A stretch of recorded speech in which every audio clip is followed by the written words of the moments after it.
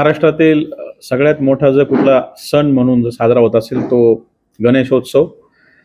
गणेशोत्सवाच्या पार्श्वभूमीवर कोल्हापूर जिल्ह्यामध्ये जवळपास 8,400 सार्वजनिक मंडळांची गणेश स्थापना होणार आहे।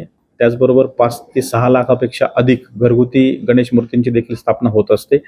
या गणेशोत्सवाच्या पार्श्वभूमीवर मागील 1 महिन्यापासून कोल्हापूर जिल्हा पोलीस दलातर्फे तयारी करण्यात येते आहे।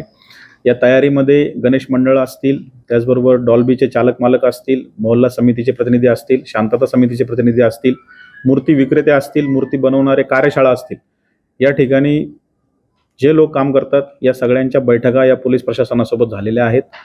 त्याचबरोबर गणेशोत्सवाच्या पार्श्वभूमीवर ज्या स्थानिक स्वराज्य संस्था किंवा इतर विभाग आहे, वीज वितरण कंपनी असेल, त्याचबरोबर RTO डिपार्टमेंट असेल, यांच्यासोबत देखील संयुक्त बैठका झालेल्या आहेत। गणेशोत्सवाच्या अनुषंगाने ज्या आगमन व विसर्जन मिरवणुका जिल्ह्यामध्ये असतात त्या संपूर्ण मार्गांची पाहणी देखील केलेली आहे।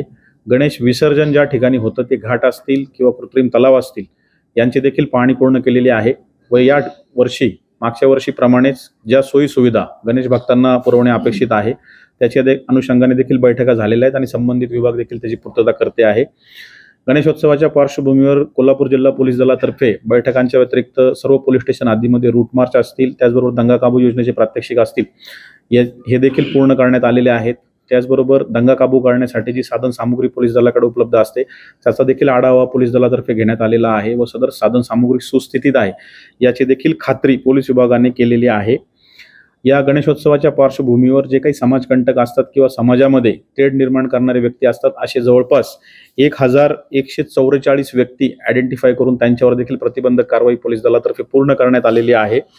यावर्षी गणेशोत्सवाच्या दरम्यान कोल्हापूर जिल्हा पोलीस दलातील 1 पोलीस अधीक्षक, 2 अपर पोलीस अधीक्षक, 8 पोलीस उपअधीक्षक, 25 पोलीस निरीक्षक, 30 सहाय्यक पोलीस निरीक्षक, 70 पोलीस उपनिरीक्षक आणि 1,600 पोलीस कर्मचारी बंदोबस्तासाठी उपलब्ध होतील। त्याचबरोबर आमच्या वरिष्ठ कार्यालयाने 20 प्रशिक्षणार्थी पोलीस उपनिरीक्षक, 1,500 होमगार्ड, 50 हायवे पोलीसचे कर्मचारी आणि त्याचबरोबर SRPFची 1 कंपनी अशी बंदोबस्तासाठी अतिरिक्त कुमक दिलेली आहे। या संपूर्ण बंदोबस्ताची देखील राहण्याची जेवणाची व्यवस्था पोलीस दलातर्फे करण्यात आलेली आहे। एकूणच उद्या जे गणेश उत्सव आपल्या संपूर्ण महाराष्ट्रात देशामध्ये सुरू होतोय त्याची पूर्ण तयारी कोल्हापूर जिल्हा पोलीस दलाची पूर्ण झालेली आहे।